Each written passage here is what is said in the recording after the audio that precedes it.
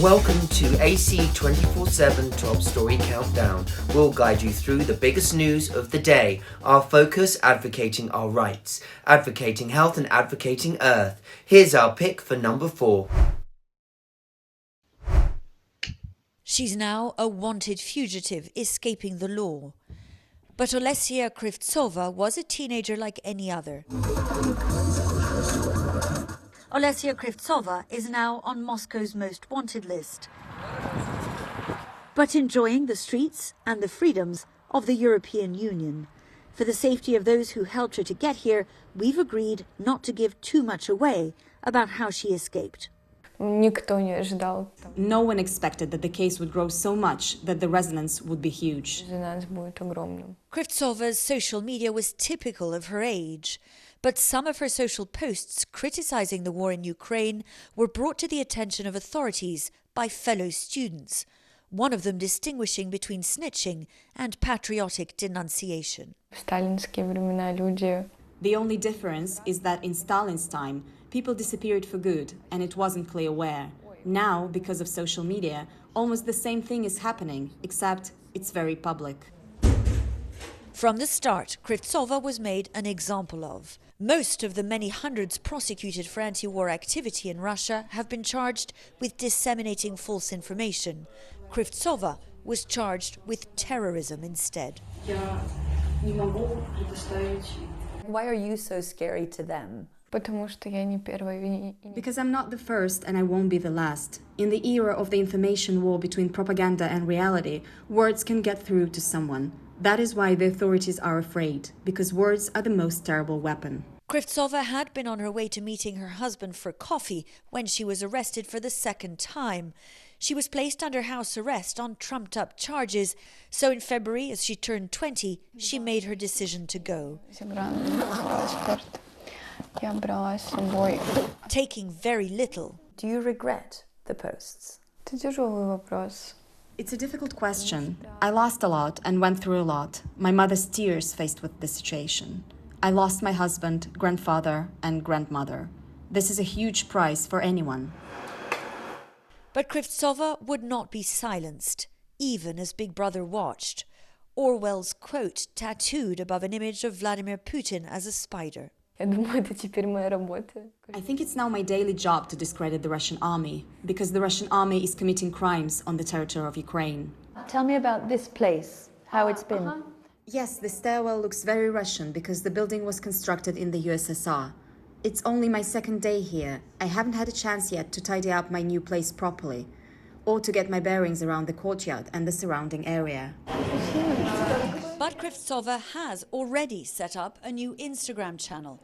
A girl interrupted on her way to getting coffee, now in Lithuania, freer and intending to be louder than ever.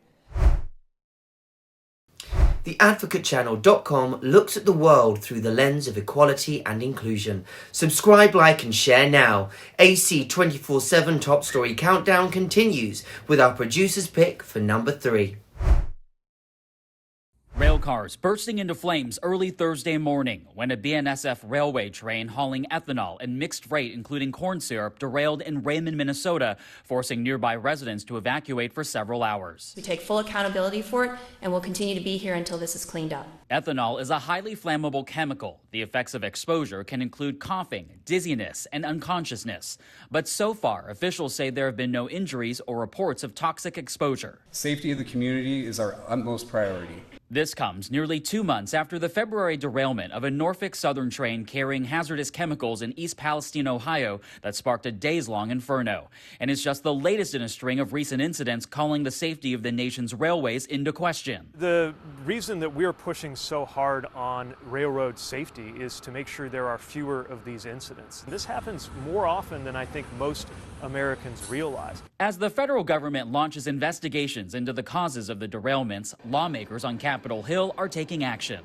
The RAIL Act makes important and pragmatic changes to the way our nation's rail industry operates, ensuring that our families, friends, and neighbors are kept safe. A bipartisan group of Ohio representatives recently proposed legislation that includes provisions to enhance federal oversight of freight trains, increases funding for hazardous materials training for first responders, and increases penalties for rail safety violations. Like the Advocate channel on Facebook for the best way to get up-to-date stories that advocate for equality, justice, our rights and more. AC 24/7 Countdown continues with today's top 2 pick.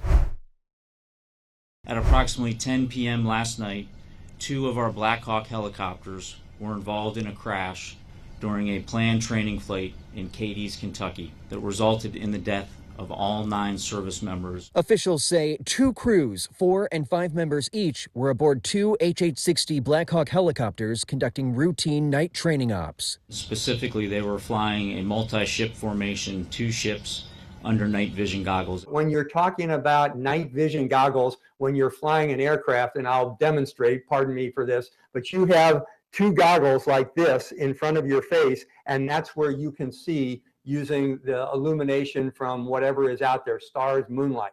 Unknown yet if visibility was a factor. The exact cause is under investigation. One witness shared what he heard with a local radio station. As soon as I got over the house, something popped, loud bang, and everything shut down just all of a sudden. We have a safety team coming from Fort Rucker, Alabama, who specialize in aircraft safety and specifically these investigations. Last month, a Blackhawk crashed in Huntsville, Alabama during training, killing both National Guardsmen on board. We will always relook our safety precautions and our measures. The grim task now notifying the families of the 9 soldiers killed Wednesday night. Freedom relies on those who are willing to serve, some of which pay the ultimate price. Follow the Advocate channel on Twitter and Instagram to stay up to date on stories that matter every day. We've now arrived at our number 1 story of the day. Take a look. A Manhattan grand jury voting to indict former President Donald Trump Thursday. While the case is still under seal, sources tell CNN he faces more than 30 counts related to business fraud. The former president responding to the indictment, calling the Manhattan District Attorney Alvin Bragg a disgrace and claiming the entire investigation is a witch hunt. He's ready to fight. You know, he's the toughest guy I know. Yeah. And he was shocked, you know, because I was shocked. Today, the rule of law in the United States of America died. The indictment concludes a years-long probe investigating a hush money payment to adult film star Stormy Daniels to remain silent about an alleged affair with Trump, an affair Trump denies. The case relies in part on the testimony of Trump's former personal attorney, Michael Cohen, who has in the past pleaded guilty to 9 federal crimes, including lying. I am a convicted felon. I am a disbarred lawyer, but I also brought the documents. There's plenty of testimony, corroborating testimony to go around. Cohen paid Daniels $130,000 just weeks before the 2016 presidential election. According to court filings, the Trump Organization reimbursed Cohen $420,000. It's a fight against his rejection of truth and his manufacturing of stories that really motivated her. The Manhattan District Attorney's Office was also asking questions during the grand jury proceedings about Karen McDougal. She was paid $150,000 by the company that publishes the National Enquirer to stay silent about another alleged affair with Trump. Trump has denied any affair with McDougal. Trump's longtime friend and then chairman of the National Enquirer's parent company, David Pecker, is believed to have orchestrated the payment and was one of the last witnesses to testify before the grand jury Monday. But even Trump's potential Republican presidential rivals criticizing the indictment. Governor Ron DeSantis tweeting, "It's un-American."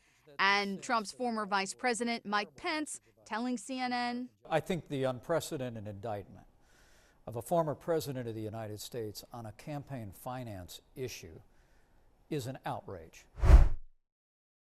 Thanks for watching the Advocate channel's top stories.